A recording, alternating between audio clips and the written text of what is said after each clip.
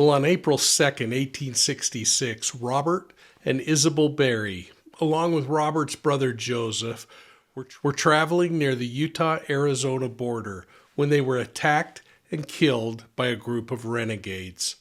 The little hillside where the murders happened was named Berry Knoll after the Berry family, and it became a beacon for the FLDS polygamist community. But all of that has changed since Warren Jeffs, the self-proclaimed prophet, went to prison for sexually abusing children.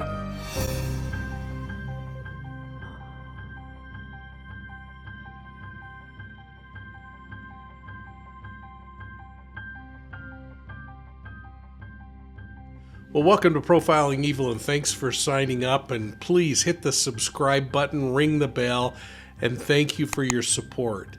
Now, 60 years after the Berrys were murdered, a prominent FLDS leader declared that one day this little area known as Berry Knoll would be the site of the Fundamentalist Church's new temple, the only temple they would have.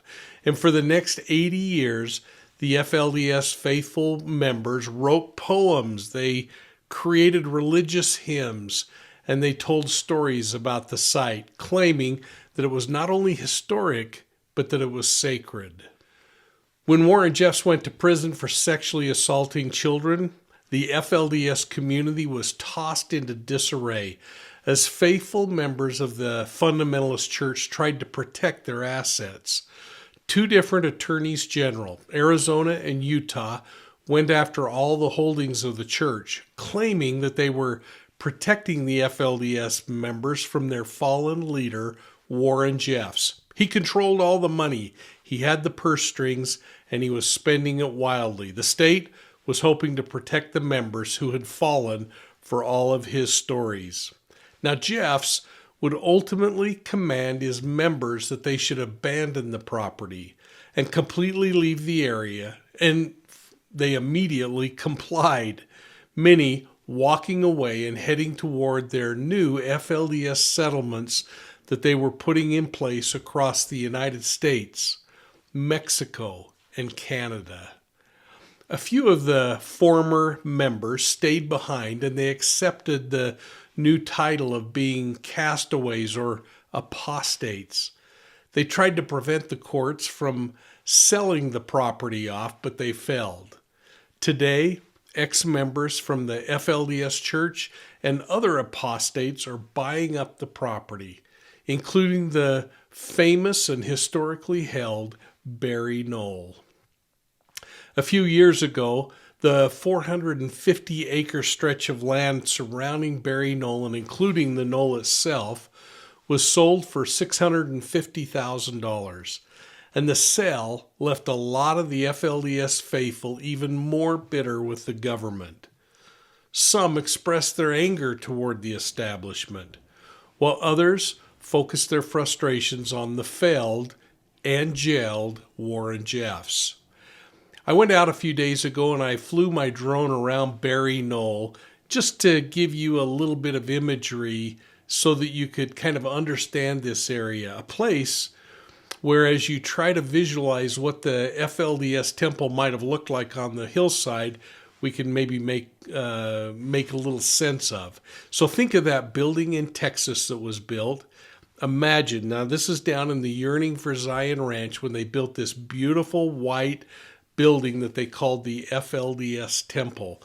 Imagine that sitting on top of Berry Knoll. And I'm going to try to kind of make it fit here just to give you an idea of how prominent it would have stood on that mountaintop. Now, again, this is just a little hill. I said a mountaintop, but it would predominantly be viewed by anyone traveling northward from Arizona or southeast from Utah. They would have to drive by it on that highway that connects Utah and Arizona. Now, the loss of Berry Knoll to the Gentiles is just another example of the change that's coming to the polygamous community known as Short Creek or the FLDS community. Part of that change occurred and actually started some 40 years earlier when a group of disgruntled FLDS men disagreed with their presiding leader, then Leroy S. Johnson. Now, he's the one that built that big church that we've talked about in other episodes. Johnson, if you remember, had declared the one-man rule, a teaching that promoted the idea that he was the only person on earth that could make all the decisions for the FLDS people, and he was the final decision maker. This one-man rule would have stripped all of the other men in this presiding council of all of their authority. Well, they were so angry that they left the church, and they took about 1,500 other polygamists with them, and they formed the Centennial Park Group. Now, the Centennial Park followers started to build homes, and they took over ground that surrounded Berry Knoll to the west. And this is just off of that highway again that travels between Utah and Arizona. The group became known again as the Centennial Park Group, but they also had a couple of nicknames: the Second Ward, the Work of Jesus Christ, and the Work were the names that this group is known by. The new leaders of the Centennial Park Group claimed that their authority took them back to the 1880s, where they believed their God gave them the authority to act and govern the church. Well, they continue to govern their church by a council of men rather than a single decision maker like Warren Jeffs became. Now, this brings a lot of comfort and calm to the members of the Centennial Park Group, because one man isn't responsible for making all the decisions. They do it as a quorum or a group of men. But in the decades that followed, the Centennial Park continued to grow, and it's really quite a large area, and the homes are incredibly nice out there. The group built a meeting house, a charter school. That was for all the kids that had this incredible influx as polygamous families of elementary-age children. And they also built this big business for mortgages. We'll talk about that in a second. But while they flourished, they also had their own form of dissension growing in the group. The Centennial Park Group suffered divisions that resulted in other little spin-offs or polygamous groups that started up. Today, the Centennial Park Group is funded primarily by this mortgage company they built. They continue to teach and espouse the doctrine of plural marriage. That's, in their opinion, one man with multiple wives. Now, this mortgage company has holdings all over the world and is reportedly making a bucket load of money.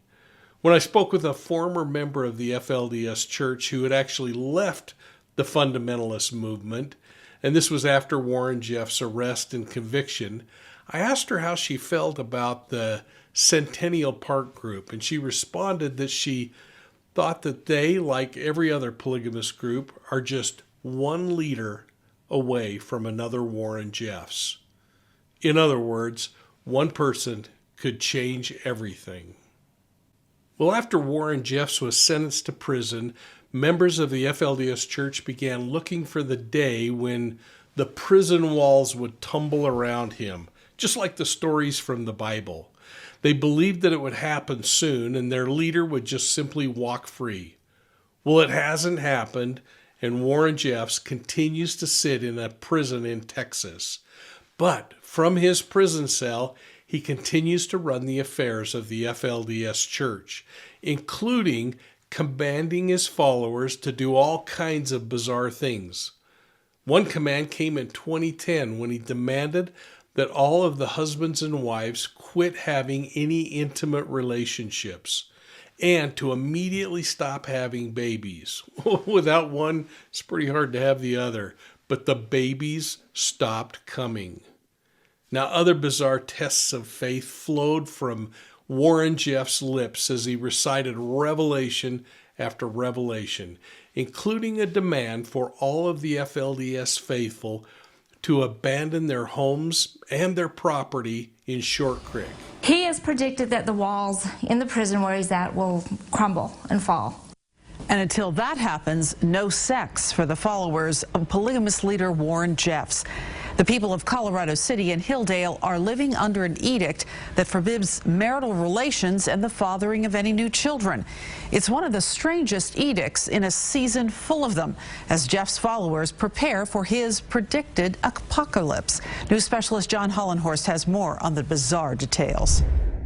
Right now, they've all been told that they are not to live as husband and wife. They can live in the same house, but they are not to have sexual relationships until Warren comes out and reseals them. Joni Holm, who has many FLDS relatives, said Jeff's has voided all existing FLDS marriages.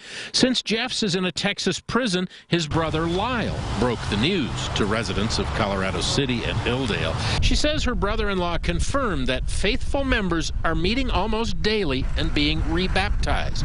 They won't be considered married until Jeff's gets out of prison to personally reseal them. Until then, they are not to have any sexual relationships. It is now considered adultery. The curse would be broken only if Jeff's latest prophecy comes true, an apocalypse that will bring down the prison walls and broil the human race. They believe that they'll still roam on the earth, but the rest of us will be burnt. That was John Hollenhorst reporting. Officials in Texas are now investigating whether Jeff's has violated his prison phone privileges by calling his congregation. Now remember, Short Creek is Hildale, Utah, and Colorado City, Arizona. And he commanded his followers to start moving to other parts of the world, other parts of the United States, to Mexico, and to Canada.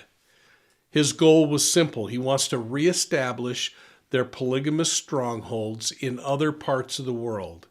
And it appears that his followers are doing exactly what they were instructed to do. Now, I've created a map to show where these settlements are starting to spring up throughout the world. You might be surprised to see some of these locations and how close they are to you. And if they are close, I hope you'll put comments down below of whether you've seen them coming into the community and what your response is so far. But this exodus leaves me wondering if the FLDS people are going to continue to practice the practice of plural marriage, tax evasion, coercive control, and all of the other things that come with fundamental coercive control, closed societies or cults. So let's just take a minute and explore the map. And I want to start here in Hildale, Utah, where we see all the points we've been discussing as we've gone through this Fundamentalist Friday series. We've talked about all of these locations that are on the map, but now I want to show where the fundamentalists are starting to move to. First, they're making a short trip, about an hour from Short Creek up to Cedar City, Utah. They're also going from Hildale to El Dorado, Texas. Their travels are from Short Creek to Ejido, Sonora, Mexicali, to Baja. They're heading over to Ensenada, Baja, California.